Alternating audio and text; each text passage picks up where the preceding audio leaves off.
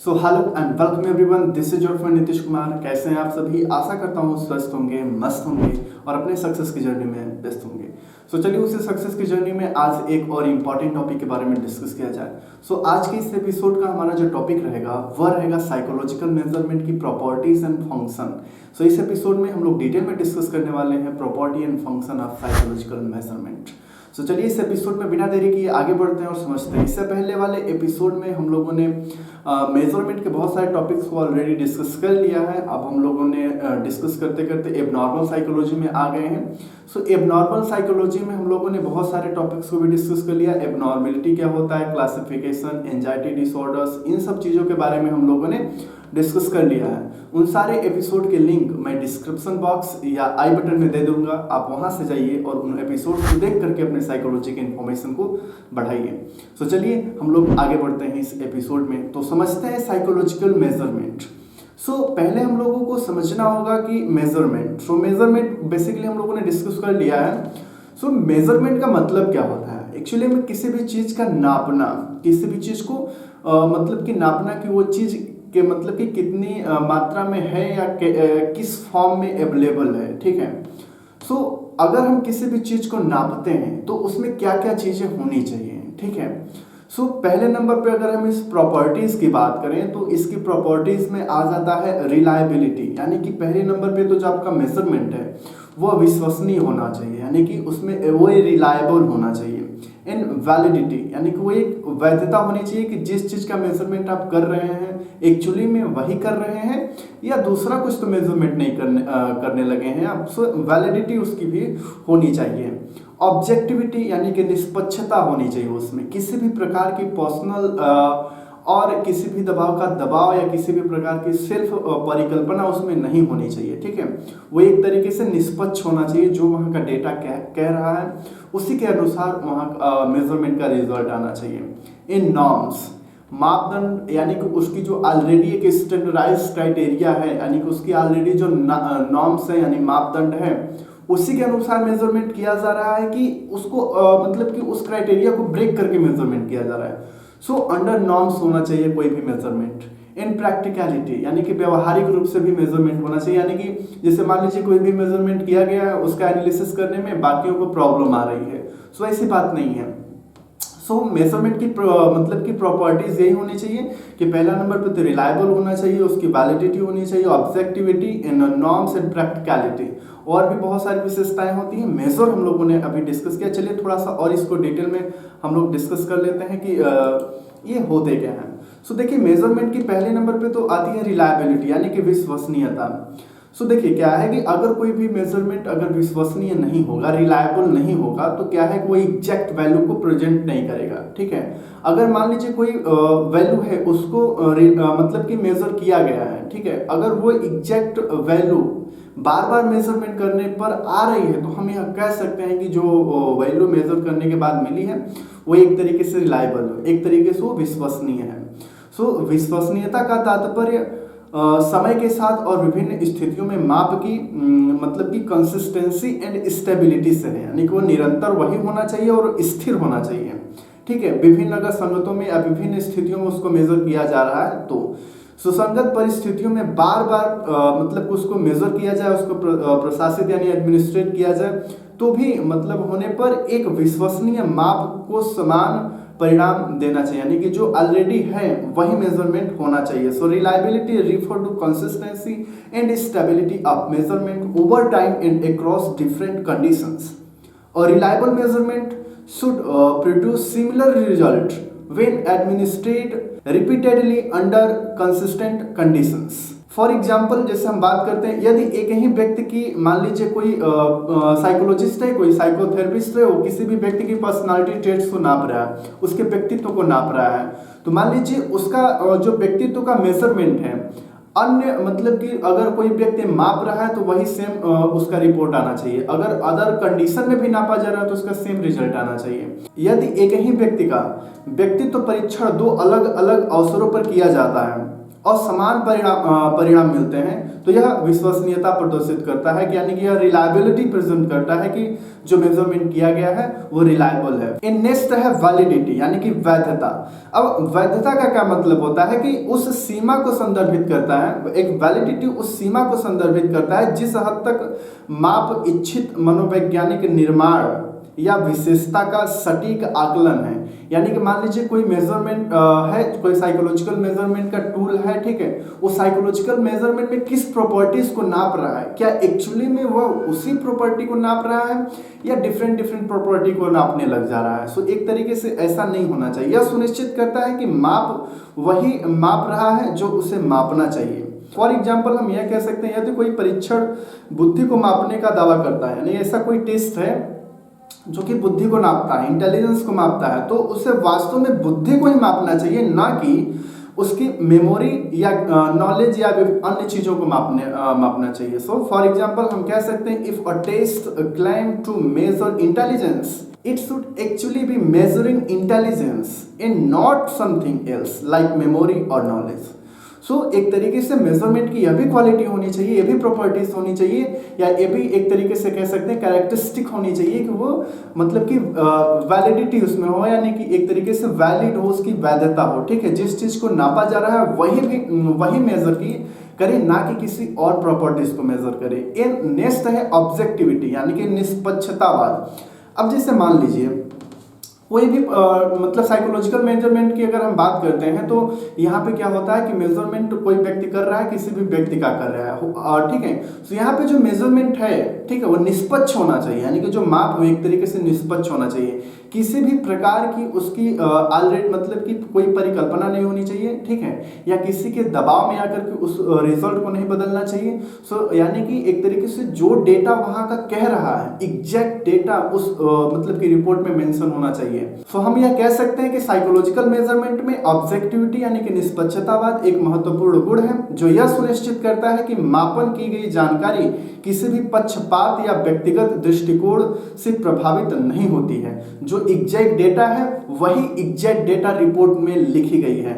Objectivity is important quality in psychological measurement that ensure that the information measured is not influenced by any biases or personal viewpoint। सो क्या है कि measurement एकदम निष्पक्ष होना चाहिए, किसी भी व्यक्ति की उसमें पर्सनल पॉइंट ऑफ व्यू नहीं होना चाहिए या किसी भी तरीके के पक्षपात उसमें नहीं की जानी चाहिए।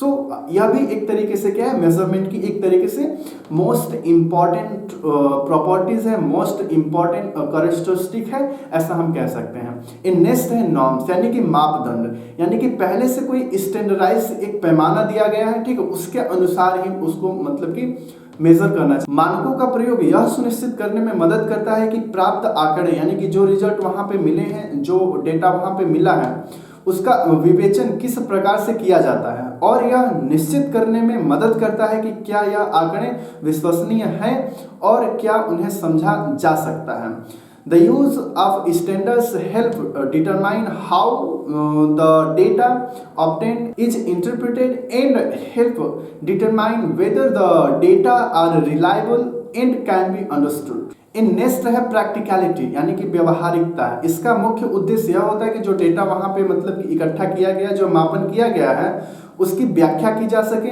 सो गाइस यह होते हैं साइकोलॉजिकल मेजरमेंट की प्रॉपर्टीज, यानी कि जो मेजर किया जा रहा है, जो डेटा कलेक्ट किया जा रहा है वो रिलायबल होना चाहिए, यानी कि वो वैध होना चाहिए और निष्पक्षपात होना चाहिए और एक तरीके से स्टैंडर्डाइज मानक के अंतर्गत होना चाहिए और व्यवहारिक होना चाहिए, यानी प्रैक्टिकल होना चाहिए, ना कि इमेजिन होना चाहिए, ठीक है। सो अगर एग्जाम में पूछता है मतलब कि define characteristics and properties of psychological measurement, तो you can easily define with the given statements. So आप इन सभी स्टेटमेंट्स को दे सकते हैं कि साइकोलॉजिकल मेजरमेंट रिलायबल होना चाहिए, वैलिडिटी यानी कि वैध होना चाहिए, ऑब्जेक्टिविटी यानी कि निष्पक्षपात होना चाहिए, और एक तरीके से वो स्टैंडर्डाइज भी होना चाहिए यानी कि नॉर्म्स होना चाहिए उसमें, और प्रैक्टिकलिटी यानी कि व्यवहारिक भी होना चाहिए। सो गाइस अब हम लोग चलते हैं आगे और समझते हैं फंक्शन ऑफ साइकोलॉजिकल मेजरमेंट या फंक्शन ऑफ मेजरमेंट होता क्या है। यानी कि हम लोगों ने कैरेक्टरिस्टिक्स को समझ लिया कि मेजरमेंट के यह सब सारी चीजें कैरेक्टरिस्टिक होते हैं, प्रॉपर्टीज होते हैं, ऐसे ऐसे गुण, ऐसे ऐसे विशेषताएं उसकी होनी चाहिए, ठीक है। लेकिन इसका काम क्या होता है, यानी कि साइकोलॉजिकल मेजरमेंट का मेन फंक्शन क्या होता है, इसके बारे में अब हम लोग डिस्कस करते हैं। So the function of psychological measurement refer to the various purpose or role that measurement serve within the field of psychology। मनोवैज्ञानिक माप के कार्य उन विभिन्न उद्देश्यों या भूमिकाओं को संदर्भित करते हैं जो माप मनोविज्ञान के क्षेत्र में काम करते हैं। सो गाइस, साइकोलॉजिकल मेजरमेंट में मेजर क्या किया जाता है? सो साइकोलॉजिकल मेजरमेंट में उन सारी साइकोलॉजिकल एक्टिविटी यानी कि वो सारी कॉग्निटिव एक्टिविटीज को मेजर किया जाता है, जैसे personality trait, memory, intelligence, attitude, perception, ठीक है, मेमोरी लेवल उसकी क्या है, यह सब सारी चीजों का एक तरीके से क्या है मेजरमेंट किया जाता है। सो देखिए, यह एक तरीके से क्या हुआ, सो यह एक कार्य ही तो है साइकोलॉजिकल मेजरमेंट का, ठीक है, फंक्शन ही तो है। जैसे असेसमेंट हो गया, आकलन हो गया, प्रेडिक्शन यानी कि भविष्यवाणी हो गया, रिसर्च हो गया यानी कि अनुसंधान, इवैल्यूएशन यानी कि मूल्यांकन एंड मॉनिटरिंग। सो पहले नंबर पे हम समझते हैं असेसमेंट यानी आकलन। साइकोलॉजिकल मेजरमेंट का पहला जो मतलब मुख्य उद्देश्य होता है वो होता है आकलन। किस चीज का आकलन? One of the primary function of psychological measurement is assessment which involve evaluating individuals characteristics, abilities, attitudes, behavior etc, ठीक है। यह सब सारी चीजों का आकलन किया जाता है, यानी कि व्यक्ति की विशेषताओं के बारे में आकलन किया जाता है, उसकी क्षमताओं के बारे में आकलन किया जाता है, उसके दृष्टिकोण के बारे में आकलन किया जाता है, उसके व्यवहारिक एक्टिविटीज के बारे में एक तरीके से आकलन किया जाता है, असेस किया जाता है, ठीक है। Psychological test and assessments are used to gather information about individuals, यानी कि साइकोलॉजिकल टेस्ट का उद्देश्य क्या होता है? गैदर इंफॉर्मेशन, डेटा को इकट्ठा करना होता है किसी भी व्यक्ति के, यानी कि पर्पस सच एज डायग्नोसिस यानी कि डायग्नोसिस करना, और एक तरीके से ट्रीटमेंट प्लानिंग यानी कि ट्रीटमेंट का प्लान करने के उद्देश्य से असेसमेंट किया जाता है, ठीक है। देखिए, किसी भी चीज का एक तरीके से कह सकते हैं, जैसे डायग्नोसिस हो गया, ट्रीटमेंट प्लान तब तक नहीं किया जा सकता जब तक उस बीमारी का असेसमेंट ना किया जाए, यानी कि उस बीमारी का आकलन ना किया जाए। उस फैक्टर का आकलन क्यों ना किया जाए? क्या है कि असेसमेंट में वो सारी चीजों का आकलन किया जाता है जिस चीज से रिलेटेड वो चीज है। यानी कि मान लीजिए अगर किसी भी साइकोलॉजिकल एक्टिविटी को मतलब कि मेजर करना है, ठीक है, तो उसका आकलन करना पड़ेगा। यह सब सारी चीजें, कोई बीमारी का ट्रीटमेंट करना है तो उस बीमारी का आकलन करना पड़ेगा, डायग्नोसिस करना है तो उस बीमारी का आकलन करना पड़ेगा, ठीक है, कि वो चीजें हैं क्या, फिर उसकी क्राइटेरियाज क्या है, फिर इसके हिसाब से मतलब एक तरीके से ट्रीटमेंट दिया जाएगा। अब हम लोग नेक्स्ट समझते हैं प्रेडिक्शन, यानी कि साइकोलॉजिकल मेजरमेंट में एक तरीके से क्या है भविष्यवाणी करने में भी उपयोग किया जा सकता है। जैसे आपने एक कहावत सुनी मतलब कि होगी कि जैसे आज की आपकी एक्टिविटी आपके फ्यूचर को डिसाइड करती है। एक तरीके से कैसे कह सकते हैं ये चीज कि आज की एक्टिविटी आपके फ्यूचर को डिसाइड करती है। फॉर एग्जांपल हम लोग समझते हैं, आप अगर कोई भी एक्टिविटी आज कर रहे हैं तो उस डेटा को यानी कि उस एक्टिविटी को ट्रैक किया जाएगा, उस एक्टिविटी को ट्रैक करके उससे रिलेटेड एक्टिविटी को देखा जाएगा और उस एक्टिविटी के अनुसार यह बता दिया जाएगा कि आप आने वाले कुछ दिनों में, कुछ सालों में या कुछ महीनों में आप उस पोजीशन पे जाने वाले हैं। यही सारी चीजें हो जाती हैं। साइकोलॉजिकल मेजरमेंट का इस्तेमाल मतलब कार्य क्या होता है? प्रिडिक्शन करने में भी होता है, यानी कि भविष्यवाणी करने में भी होता है, यानी कि वह आपके पास्ट एक्टिविटीज को ट्रैक करके, ठीक है, उस एक्टिविटी के अनुसार फ्यूचर में आप कहाँ जाने वाले हैं या फ्यूचर की एक्टिविटी को एक तरीके से बताना हो जाता है, ठीक है। मनोवैज्ञानिक माप उन चरों के बीच पैटर्न या संबंधों की पहचान करके भविष्यवाणी को मतलब सक्षम बनाता है, जो भविष्य के परिणामों या व्यवहारों की भविष्यवाणी की अनुमति देता है। Psychological measurement enable prediction by identifying patterns or relationship between variables that follow for the forecasting of future outcome or behavior। मनोवैज्ञानिक उपायों के माध्यम से एकत्र किए गए डेटा का विश्लेषण करके शोधकर्ता और चिकित्सक व्यक्तियों के भविष्य के प्रदर्शन, व्यवहार या हस्तक्षेपों के प्रति प्रक्रियाओं के बारे में सूचित भविष्यवाणियां कर सकते हैं। By analyzing data collected through psychological measure, researchers and practitioners can make informed prediction about individuals' future performance, behavior or response to intervention। वही चीजें हम लोगों ने भी पीछे समझी कि आपके पीछे के जो डेटा है उसको एनालिसिस किया जाएगा, उसको मतलब एक तरीके से कलेक्ट करके एनालिसिस किया जाएगा और आपकी एक्टिविटी को ट्रैक किया जाएगा। उस एक्टिविटी के अनुसार आपकी आने वाली फ्यूचर की क्या मतलब कि एक्टिविटी हो सकती है, किस लेवल पे आप जा सकते हैं, वो सारी चीज़ों के बारे में एक तरीके से प्रिडिक्शन कर सकता है, यानी कि साइकोलॉजिकल या एक तरीके से यह मेजरमेंट। ठीक है, नेक्स्ट है अनुसंधान। रिसर्च में भी क्या है, मेजरमेंट का इस्तेमाल किया जाता है, साइकोलॉजिकल मेजरमेंट का इस्तेमाल किया जाता है किसी भी मतलब कि डेटा को या एक तरीके से किसी भी ऑब्जेक्टिव को आइडेंटिफाई करने के लिए, उसको प्रूव करने के लिए। मनोवैज्ञानिक माप मात्रात्मक डेटा प्रदान करके अनुसंधान में एक महत्वपूर्ण भूमिका निभाता है, जिसका उपयोग शोधकर्ता परिकल्पनाओं का परीक्षण करने, चर के बीच संबंध की जांच करने और मनोवैज्ञानिक ज्ञान को आगे बढ़ाने के लिए करते हैं। Psychological measurement play a crucial role in research by providing quantitative data that researchers use to the hypothesis, investigate a relationship between variables and advance psychological knowledge. In next अब हम लोग समझते हैं, नेक्स्ट है इवैल्यूएशन यानी कि मूल्यांकन करना। ठीक है, किसी भी साइकोलॉजिकल डेटा को कलेक्ट किया जा रहा है तो उसका एक तरीके से क्या किया जाएगा, उसको इवैल्यूएट किया जाएगा, उसको मूल्यांकन किया जाएगा कि क्या वो डेटा सही है कि नहीं। मनोवैज्ञानिक माप का एक अन्य महत्वपूर्ण कार्य मूल्यांकन भी है। ठीक है, इवैल्यूएशन भी है, जिसमें हस्तक्षेपों, कार्यक्रमों या उपचारों की प्रभावशीलता या परिणामों का आकलन करना शामिल है। Another important function of psychological measurement is evaluation, which involve assessing the effectiveness or outcome of investigation program or treatments. And next है मॉनिटरिंग यानी कि निगरानी। जो डेटा है उसके ऊपर निगरानी भी करना बहुत जरूरी है, क्योंकि ओवर द टाइम डेटा क्या होता है कि चेंज होते रहते हैं। साइकोलॉजिकल मेजरमेंट में अगर देखा जाए तो वहाँ की कंडीशंस जो होती हैं वो चेंज होती रहती हैं। क्या उस कंडीशंस में भी डेटा रिलायबल है कि नहीं, अगर रिलायबल नहीं है तो उसको रिलायबल कैसे मतलब लाया जा सकता है, और उस एक्टिविटी को ट्रैक कैसे किया जा सकता है, इन्वायरमेंटल फैक्टर्स को कैसे ट्रैक किया जा सकता है, जिसकी वजह से मतलब कि डेटा में इम्बैलेंस आ रहा है। सो उस चीज़ के ऊपर निगरानी करना भी आवश्यक होता है, उसको मॉनिटरिंग करना भी आवश्यक होता है कि ताकि डेटा रिलायबल बना रहे और एक तरीके से इफेक्टिवनेस उसकी भी बनी रहे। सो मनोवैज्ञानिक माप व्यक्तियों की प्रगति या समय के साथ परिवर्तनों की निगरानी का कार्य भी करता है। Psychological measurement also serve that function of monitoring individuals progress और changes over time.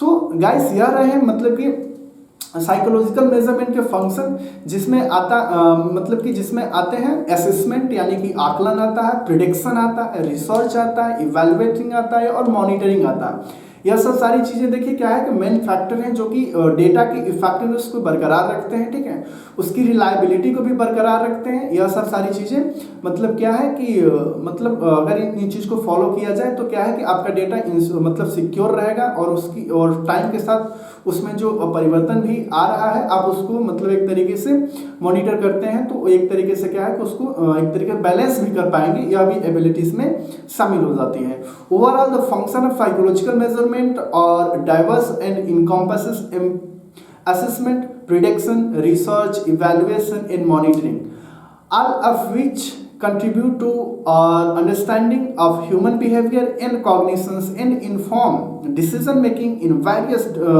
domains of psychological and related fields. So guys, आज के इस एपिसोड में बस इतना ही रखते हैं। हम लोगों ने इसमें डिस्कस किया properties of psychological measurement and function of psychological measurement. So एक बार हम लोग इसको एक तरीके से समाप्त करते हैं इस एपिसोड को। हम लोगों ने प्रॉपर्टीज ऑफ साइकोलॉजिकल मेजरमेंट में डिस्कस किया। मेजर प्रॉपर्टीज साइकोलॉजिकल मेजरमेंट की क्या होती है, मेजर कैरेक्टरिस्टिक्स साइकोलॉजिकल मेजरमेंट की क्या होती है, वो होती है रिलायबल, यानी कि जो डेटा है जो मेजरमेंट करके डेटा कलेक्ट किया गया और रिलायबल होना चाहिए, एक तरीके से वैलिड होना चाहिए और एक तरीके से निष्पक्षपात भी होना चाहिए, कि स्टैंडर्डाइज डेटा होना चाहिए और प्रैक्टिकल भी होना चाहिए, यानी किसी भी प्रकार की इमेजिनेशन का प्रयोग उसमें ना किया जाना चाहिए। इसका कार्य क्या होता है, साइकोलॉजिकल मेजरमेंट के कार्य क्या होते हैं। सो साइकोलॉजिकल मेजरमेंट के कार्य होते हैं असेसमेंट यानी कि आकलन करना, प्रिडिक्शन यानी कि भविष्यवाणी करना, रिसर्च यानी कि अनुसंधान करना, इवैल्यूएशन यानी कि मूल्यांकन करना और मॉनिटरिंग करना किसी भी psychological factor, cognitive factor etc जो कि जिस चीज का मेजरमेंट किया जा रहा है। सो गाइस चलते हैं आज की इस एपिसोड में। Keep signing guys, love you. अगर आपने इस चैनल को सब्सक्राइब नहीं किया तो प्लीज चैनल को सब्सक्राइब, वीडियो को लाइक एंड दोस्तों के पास शेयर कर दीजिएगा। और अगर कोई भी डाउट है तो आप निश्चित कमेंट बॉक्स में आप अपने क्वेश्चन को पूछ सकते हैं। नेक्स्ट एपिसोड में हम लोग फिर उस क्वेश्चन का सॉल्यूशन फिर से डिस्कस करेंगे।